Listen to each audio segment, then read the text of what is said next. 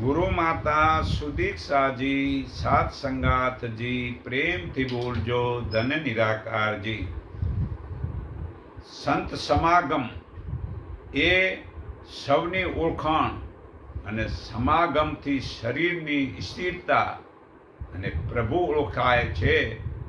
તો સંત સમાગમ સૌ પોતાને સમાગમ છે. દરેક મનુષ્ય જે ભાવનાઓ લઈને જન્મે છે ને તે ભાવનાઓ મુજબ કર્મ કરવા પડે છે. તે કર્મના ફળ ભોગવવા પડે છે. એમાં ફેરફાર કરવાની કોઈની તાકાત નથી. હા, તાકાત છે કેવળ સહન કરવાની ને ઈશ્વર ઈચ્છામાં રહીને દરેક શ્વાસે તેને યાદ કરીને ઈશ્વરનો દિવ્ય આનંદ લૂંટવાની મજાનો આનંદ લેવો છે. બીજા કોઈ પણ દુઃખો પછી રહી શકતા નથી.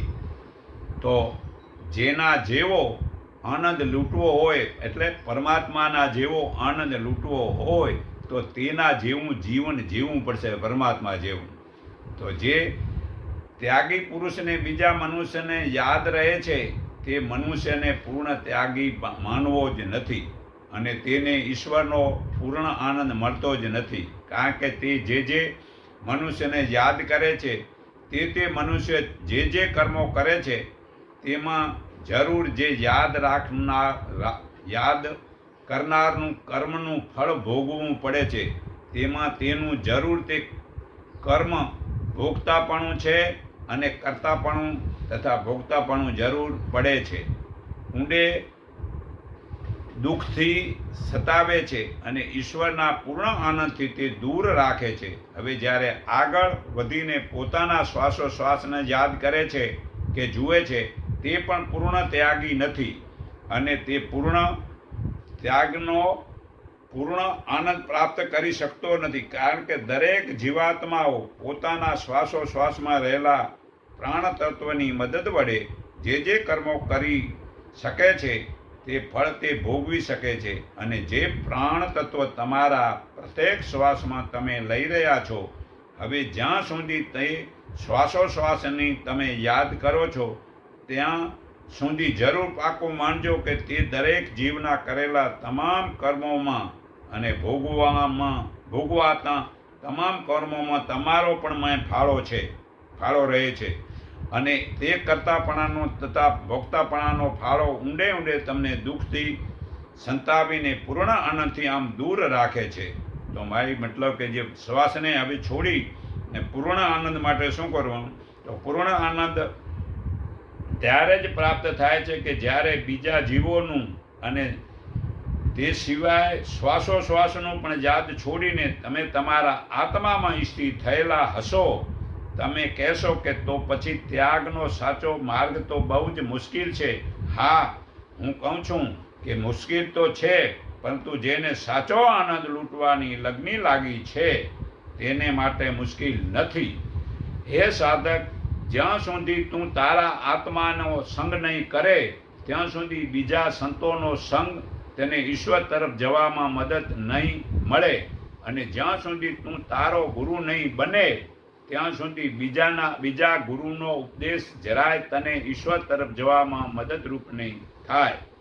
આથી કંઈ હું એમ નથી કહેતો કે સંતો અને ગુરુની જરૂર નથી, પરંતુ સાથે સાથે તમારે તમારામાં રહેલા તમારા જ આત્મા સંત અને આત્મા ગુરુને જ ઓળખવો પડશે. તમારી સહન શક્તિ એ જ તમારો સંત અને તમારી શ્વાસોશ્વાસની સ્થિરતા એ જ તમારો ગુરુ છે.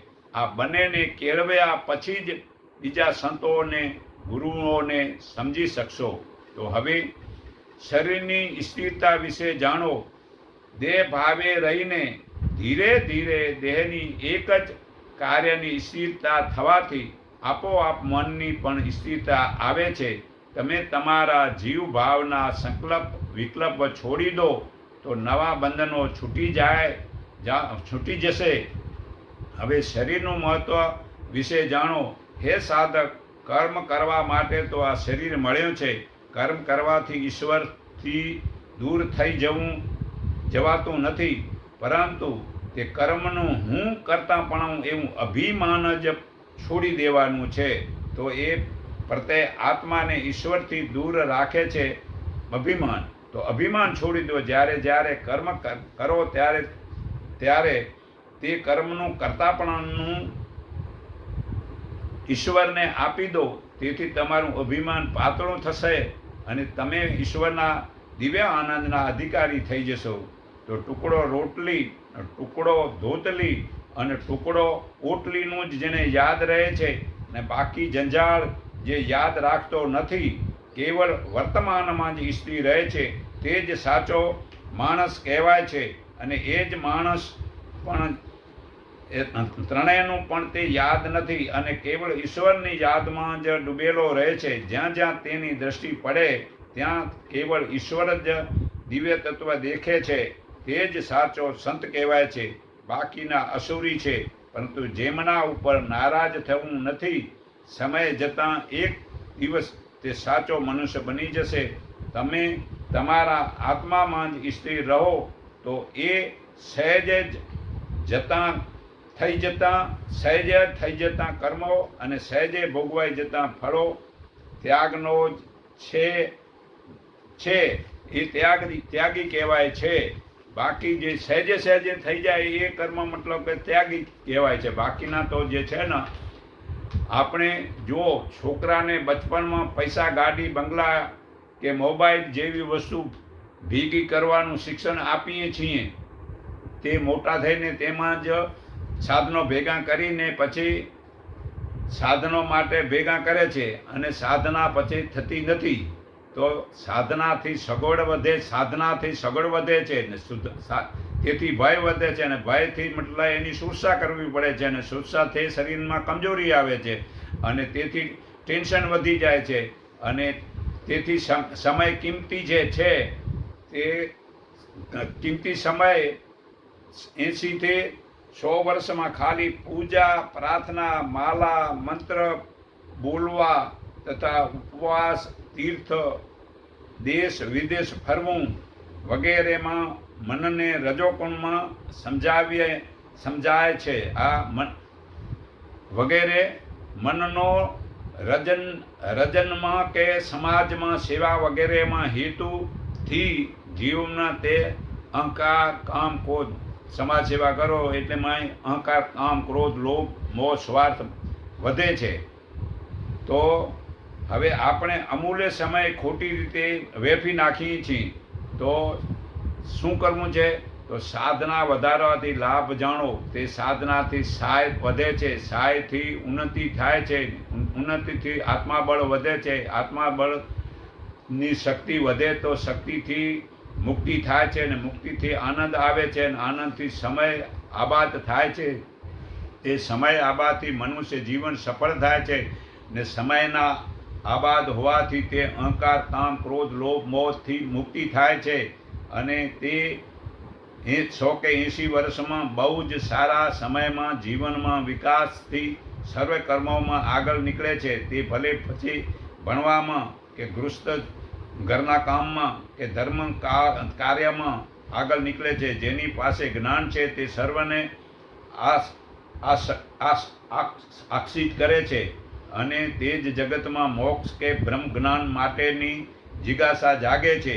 તો હવે નાસ્તો સવારે સૂર્ય ઉગે પછી 1.5 કલાકમાં સૌથી પહેલાં દેશી ગોળ પાણી, જેને ડાયાબિટીસ છે તેને ન લેવું, અને દૂધી, ફળ, ઋતુના ફળ, સફેદ તલની રબડી, સૂરજમુખીના બીજ, બદામ, અખરોટ, મૂનકા દ્રાક્ષ, વરિયાળી, અળસી, મેથી દાણા સર્વે પલાળીને ખાવા અને નાળિયેર કોપરું અને આની સાથે રાંધેલું નથી લેવું. સાંજ સવારે મૌન પાળીને સુરતાને નાભીમાં ઇસ્ત્રી કરવાથી શરીરમાં પ્રભુની પ્રાપ્તિ થાય છે. પરંતુ જીવ હિંસા, ચોરી, વ્યભિચારી, દારૂ અને જુગાર અને દેવી દેવતા વગેરેની મૂર્તિ પૂજા કે કોઈ પણ મંદિરમાં મૂર્તિ ઉપર ફળ ફૂલ જળ ચડાવવું અને દીવો અગરબત્તી કરીને તેને માથું નમાવવું, એ માથામાં શક્તિ ચેતના છે દેખાય છે તે જડ છે, તે ભક્તિ નથી. તો હવે આપણે નિરાકાર પ્રભુને જે ઓળખાવે છે તેવા બ્રહ્મજ્ઞાની એક જ પળમાં નિરાકાર પ્રભુના દર્શન કરાવે છે. તે જ્ઞાન હાલના ગુરુમાતા સુદીક્ષાજી આપે છે. તે નિરાકાર પ્રભુનું જ્ઞાન સંત નિરાકારી મંડળ ઇન્ડિકેપ 3 રસ્તા માયા સિનેમા રોડ કુબેરનગરમાં અમદાવાદમાં મળે છે. રવિવારનો હું સર્વના હૃદયમાં રહેલા પરમાત્માને હું મારા હૃદય ભાવથી નમન કરું છું. એકને ઓળખો, એકને માનો, એક સંગઠન બનો, સૌનું મંગળ થાવ, સૌ સુખી થાવ. એટલું કહ્યું મારી વાણી વિરામ.